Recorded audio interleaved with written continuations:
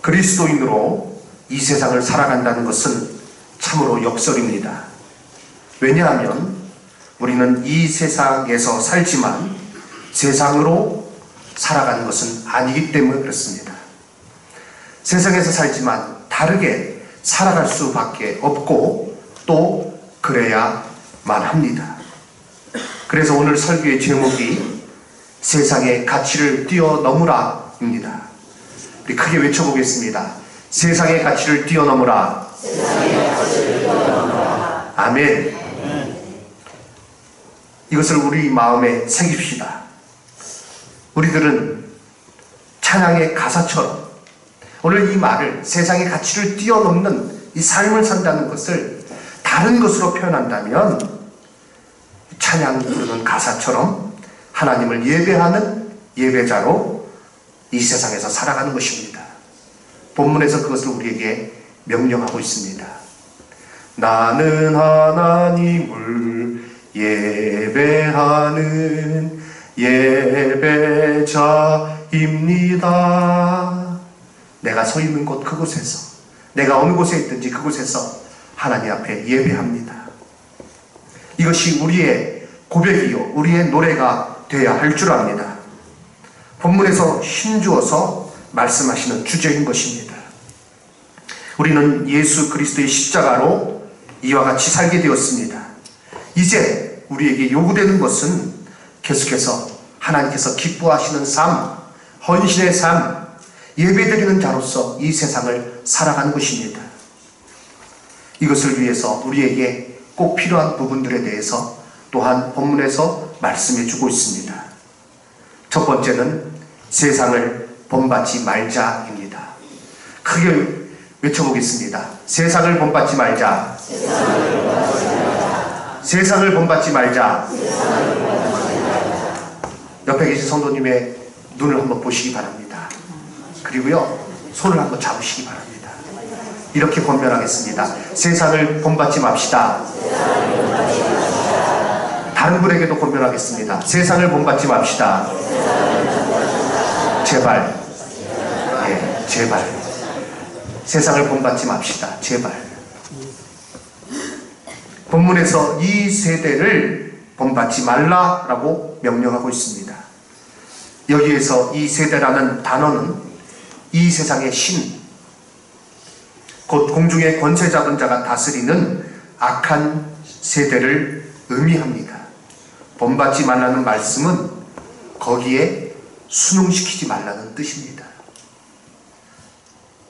이 세대에 공중의 권세 잡은 자가 움직이는 그 흐름에 순응시키지 말아라 명령하신 것입니다. 에베소서 4장에서 이 부분에 대해서 더 잘 설명해 주고 있습니다. 에베소서 4장 17절 말씀 함께 읽겠습니다. 그러므로 내가 이것을 말하며 주 안에서 증언하노니 이제부터 너희는 이방인이 그 마음의 허망한 것으로 행함같이 행하지 말라. 이제부터 너희는 이방인이 그 마음에 허망한 것으로 행함같이 행하지 말라라고 명령하고 있습니다. 19절에서는 무엇을 말씀하고 있습니까? 그들은 감각 없는 자가 되어 자신을 방탕에 방임하여 모든 더러운 것을 욕심으로 행하되 무엇이 없는 자가 되어서요? 무엇이 없는 자가 되어서요? 감각 없는 자가 되어서. 하나님 살아계십니다. 하나님 이 모든 것을, 이 세상을 주관하고 계십니다. 감각 없는 자가 되었다는 것은 하나님께 대하여 전혀 깨닫지 못한다는 것입니다. 하나님이 있긴 어디 있어? 하나님이 뭐 이 땅을 주관한다고? 뭐 세상의 종말이 곧 다가온다고? 귀신 씨나라 까먹는 소리 하라 그래. 감각 없는 자예요. 돈에 대한 감각이 있는지 모르겠지만 쾌락을 누리는 것에 대해서 예민하게 반응하는지는 모르겠지만 하나님께 대하여는 감각 없는 자인 것입니다. 여기 계신 모든 성도님들이 사람들 만났을 때 우리가 믿지 않는 사람들도 만나고 여러 종류의 사람들을 만납니다. 그럴 때 야, 너는 왜 이렇게 촌스럽냐? 너 왜 이렇게 감각이 없냐? 너 왜 이렇게 좀 분위기 좀 맞추고 좀 같이 어울리고 그러면 얼마나 좋겠느냐? 라고 할 때 거기에 마음을 빼앗기면 안 됩니다. 그런 거는 감각 없어도 돼요. 세상의 악에 대해서는 미련한 자가 되어도 돼요. 그러나 하나님 앞에서 하나님 살아계시고 역사하시고 오늘도 나를 붙들어 주시고 나를 사랑해 주시는 그 사랑, 그 은혜, 그것에 대해서 예민하게 영적으로 센시티브하여서 찬양을 드릴 때, 기도할 때, 예배 드릴 때, 하루하루 살아갈 때 하나님 살아계심을 알고 감각 있는 자가 되어서 하나님 뜻을 따라서 하루하루 살아갈 수 있는 우리 모든 성도님들 되시기를 주님의 이름으로 축원합니다. 이 세대는 어떤 모습입니까? 그들은 감각 없는 자가 되어 자신을 방탕에 방임하였다. 방탕에 그냥 내버려 뒀다는 것입니다. 세상의 흐름에 그냥 순응시켜버렸다는 것이죠. 모든 더러운 것을 욕심으로 행하되, 그런데 오늘 에베소서 4장 말씀에서 강조하는 것은 무엇입니까? 너희는 그리스도를 그와 같이 배우지 아니하였느니라. 너희들은 그러한 자가 아니다 라고 말씀하고 있습니다. 21절 말씀, 우리 다 같이 말씀을 읽겠습니다. 진리가 예수 안에 있는 것 같이 너희가 참으로 그에게서 듣고 또한 그 안에서 가르침을 받았을진데, 진리가 너희 안에 있고 너희가 예수 그리스도로 말미암아 새 생명을 얻었을진데 너희들이 어찌 그 마음에 허무한 것으로 행함같이 행할 수가 있겠느냐? 너희가 어찌 감각 없는 자가 되어서 방탕에 방임하여 자신을 그 모든 더러운 것을 욕심으로 행하는 자가 될 수 있겠느냐? 그렇게 하지 말라라고 말씀하고 있습니다. 다 같은 주제를 우리에게 가르쳐주고 있는 것입니다. 예수 그리스도로 말미암아 진리를 알고 그 진리 안에서 생명을 얻었음을 기억하고, 우리는 이 세상에 살지만 세상에서 사람들이 추구하는 물질 우선주의, 물질 만능주의, 쾌락주의, 이와 같은 시대의 흐름에서 벗어나 하나님께서 주시는 그 능력으로, 새 생명의 능력으로 이 땅을 살아야 될 줄로 믿습니다. 이 세상의 흐름을 보시기 바랍니다.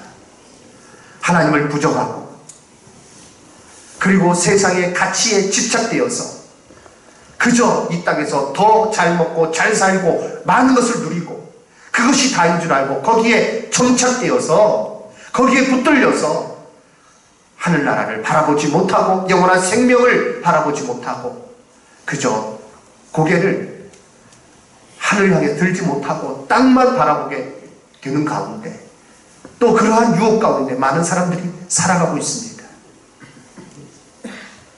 하나님께서 지으신, 하나님의 형상으로 지음받은 거룩한 피조물임에도 불구하고 하나님 너 모르겠다고, 하나님 어디 있냐고 그러고 성경 말씀을 들려주면 지금 시대가 어느 시대인데 그런 얘기를 나한테 하고 있느냐라고 반문하면서 사람들이 무지와 그리고 썩어질 것을 향해서 부지런히 달려가면서 헛된 인생을 살아가고 있습니다. 우리는 그 세상을 본받지 말아야 됩니다. 그것이 바로 세상의 가치를 뛰어넘는 첫 번째 단계일 것입니다. 두 번째, 하나님의 뜻을 분별하자입니다. 크게 외치겠습니다. 하나님의 뜻을 분별하자. 다음으로 중요한 것은 하나님의 뜻을 분별하는 것입니다. 이 분별한다는 말은 시험하고 증명한다는 그런 원문의 뜻이 있습니다. 저명한 주석가인 머레이 박사는 이 부분에 대해서 하나님의 뜻을 인정하는 것이다 라고 이렇게 말하였습니다. 나를 향한, 그리고 이 세상을 구원하시기 위한 하나님의 선하시고 기뻐하시고 온전하신 뜻, 그것을 인정하고 깨닫고 거기에 중점을 두어서 거기에 포커스를 맞추어서 살아갈 것을 우리에게 명령하고 있습니다. 이 세상은 하나님의 뜻은 전혀 관심이 없어요. 그러나 하나님께서 우리에게 명령하고 있습니다. 너희는 하나님의 선하시고 기뻐하시고 온전하신 뜻이 무엇인지 분별하라 라고 말씀하고 있습니다. 그 가운데 우리는 세상의 가치에 묶여있는, 거기에 붙들려 있는 삶이 아니라 그것을 넘어서서 영원한 하늘나라의 그 영광을 바라보며 살아갈 수 있는 자가 되는 것입니다. 성경은 이것을 참 지혜라고 말씀하고 있습니다. 에베소서 5장 15절 이하 17절 말씀까지 함께 읽겠습니다. 그런즉 너희가 어떻게 행할지를 자세히 주의하여 지혜 없는 자 같이 하지 말고 오직 지혜 있는 자 같이 하여 세월을 아끼라. 때가 악하니라. 그러므로 어리석은 자가 되지 말고 오직 주의 뜻이 무엇인가 이해하라 라고 말씀하고 있습니다. 너희가 어떻게 행할지를 자세히 주의하여 지혜 없는 자같이 하지 말아라. 오직 지혜 있는 자같이 하여서 세월을 아껴라. 그러므로 어리석은 자가 되지 말아라. 그리고 무엇을 이해하라고요? 오직 주의 무엇을 이해하라? 오직 주의 뜻을 이해하라. 주의 뜻이 무엇인지를 깨달으라는 것입니다. 사랑하는 성도 여러분, 이 지혜를 받아서 하나님의 뜻을 분별하는 가운데 이 세상을 살아갈 수 있기를 주님의 이름으로 축원합니다. 세상의 흐름을 본받지 않고 그 다음에 우리가 해야 될 것은 하나님의 뜻을 바라보는 거예요. 하나님께서 우리를 지으셨어요. 하나님께서 나에게 생명을 주셨어요. 그 가운데 하나님의 뜻이 있어요. 하나님께서 나에게 원하시는 것이 있다는 것입니다. 그것을 발견하고 그것을 구분하는 가운데, 그것을 인정하는 가운데 이 땅을 살아갈 수 있는 저와 여러분 다 되시기를 주님의 이름으로 축원합니다. 그러므로 성도는 이 지혜를 벗어나는 생각들을 하지 말고 오직 하나님을 믿는 믿음으로 생각해야 됩니다. 그래서 오늘 3절에서 말씀하고 있는 것입니다. 내게 주신 은혜로 말미암아 너희 각 사람에게 말하노니 마땅히 생각할 그 이상의 생각을 품지 말고 오직 하나님께서 각 사람에게 나눠주신 믿음의 분량대로 어떻게 생각하라? 지혜롭게 생각하라. 사람의 이성이 죄로 인해서 타락되었습니다. 마음대로 생각하는 거예요. 그리고 그 생각이 정답이에요. 내가 생각하는 것이 정답이야. 내가 추구하는 길이 정답이야. 내 원하는 대로 살아. 그것이 멋진 인생이야. 얼마나 그런 메시지가 우리에게 들려옵니까? 너가 원하는 대로 살아봐. 네가 가고 싶은 대로 해봐. 너가 가고 싶은 대로 한번 가봐.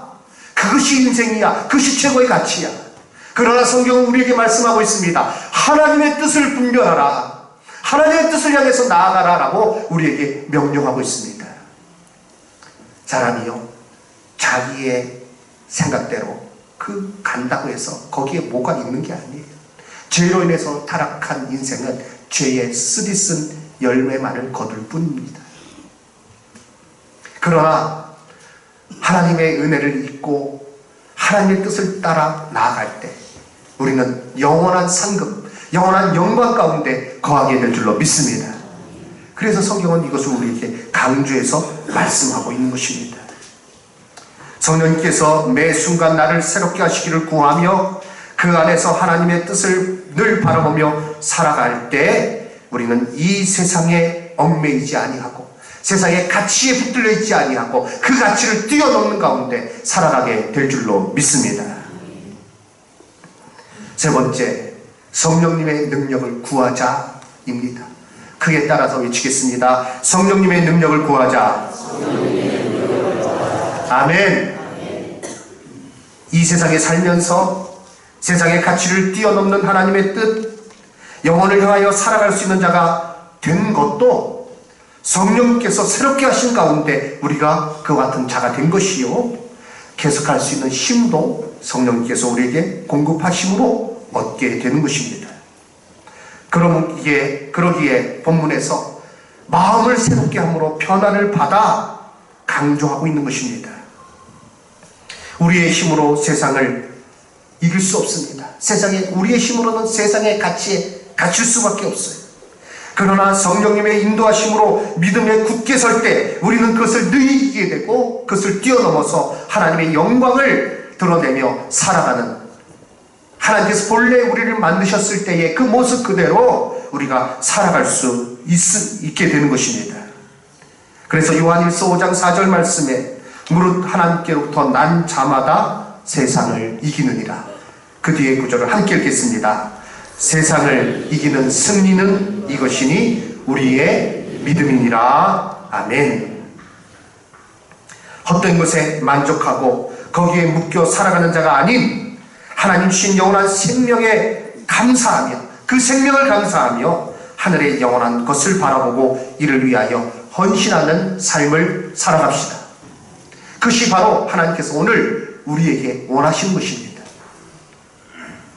카이스트 박사요, 스탠퍼드 대학에서 포스트 닥터 과정을 거친, 그리고 아주 미래가 촉망되는 스탠퍼드 연구원으로 자리를 저로 이렇게 옮긴 후에 그의 앞날이 세상에서 볼 때 정말 탄탄대로 열린 사람이에요. 그런데 그가 그 모든 것을 다 버리고 중국 선교사님들을 위해서 자신을 드린 사람이 있습니다. 최하진 선교사님입니다.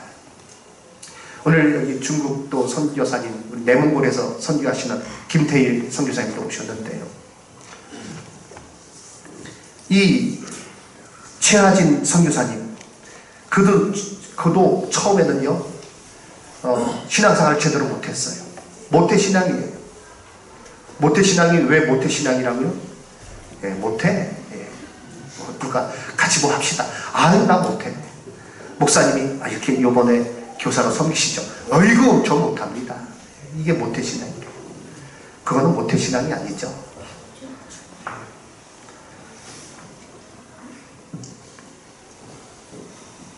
한 발은 교회에, 한 발은 세상에 디디고 세상을 사랑하며 살아갔습니다. 인생을 즐기며 낮에는 점잖은 지식인으로 밤에는 유흥의 물결에 휩쓸려 살아갔습니다. 그러던 어느 날 창세기를 묵상하다가 아브라함에게 주신 그 말씀이 그의 가슴에 와서 꽂혔어요. 네 번도 친척 아비 집을 떠나라.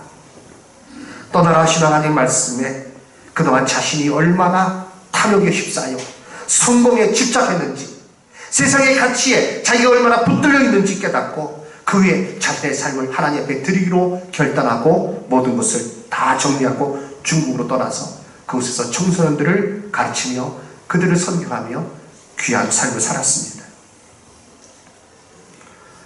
이 최하진 선교사님만 우리가 그런 삶을, 그 예를 제가 들었지만 최하진 선교사님만 그런 게 아니에요. 제가 말씀 준비하면서 우리 성도님들을 생각해 보니까 눈물이 나요.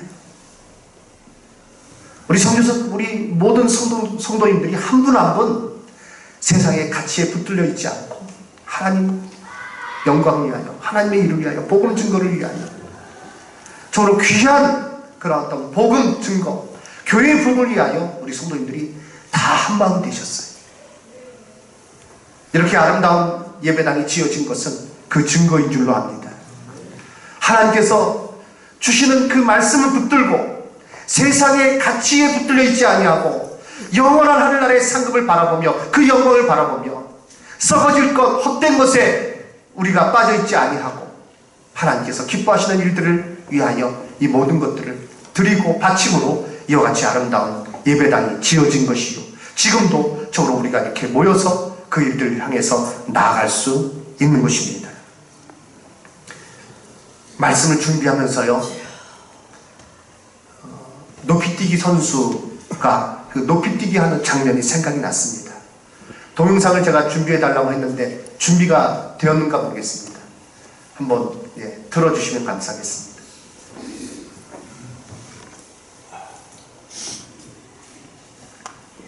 소리도 나오나요?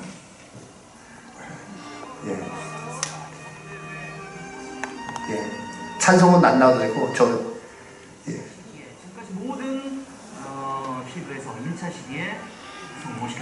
마지막 발천이 아주 깨끗하게 잘 됐습니다. 예, 됐습니다. 2m 20부터 시작해서 네 번에 높이뛰기 하는 장면을 볼 때마다 희한해요. 저거 어떻게 저렇게 뛸까? 예, 자기 키보다 훨씬 높은 걸 갖다가 훌쩍 뛰어넘어요. 전에 1960년대인가요? 70년대까지 이 배면뛰기라는 기술이 안 나와가지고요. 그때는 이렇게 기록이 좋지 못했대요. 그런데 누군가 이렇게 뒤집어서 배를 위로 향해서 이렇게 뛰는 그런 어떤 기술을 개발해냈어요. 그리고 나서 기록이 훨씬 올라갔습니다. 이렇게 볼 때 신앙생활과 유사한 점이 있다 생각됩니다. 높이뛰기 선수는요, 중력을 이겨내야 돼요. 그리고 목표 지점을 응시하며 나가야 됩니다. 그리고 그 뛰는 지점에 이르러서는요, 힘차게 힘을 주어서 뛰어 올라야 됩니다. 자세를 잘 잡아서 뛰어 올라야 되는 거죠. 사랑하는 성도 여러분, 세상의 중력을 이겨내시기를, 세상의 그 모습, 세상의 가치를 이겨내시기를 주님의 이름으로 축원합니다. 하나님의 뜻을 바라보시기 바랍니다. 우리가 바라봐야 될 것은 세상이 아니에요.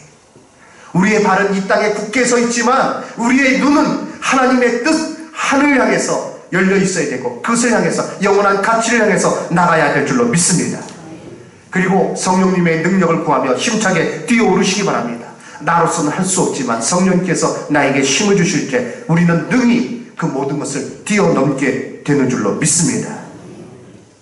이 세상에 쇠하고 썩어지는 가치를 뛰어넘어서 하늘의 영원하고도 영광된 그 하나님의 뜻을 바라보고 그 영광을 향하여 복된 발걸음을 옮기시는 우리 성도님들 한 분 한 분 다 되시기를 주님의 이름으로 축원합니다.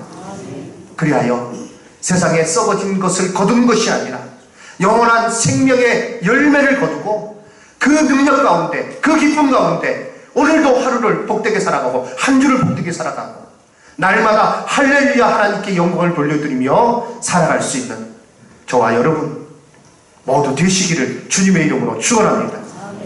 예수 그리스도를 아직 믿으시지 못한 분이 있다면, 마음에 영접하시지 못한 분이 계시다면 영원한 생명의 길이 여기 있는 것을 알고 마음의 문을 열고 예수 그리스도를 영접하시고, 내가 예수 그리스도를 영접했다면 이와 같이 그 새 생명 가운데 이제 세상에 붙들려 있는 삶이 아니라 세상의 가치를 뛰어넘어서 하나님의 영광을 향해서 하루하루 살아갈 수 있는 참된 인생으로 매일매일을 진행할 수 있는 우리 성도님들 다 되시기를 주님의 이름으로 축원합니다. 아멘.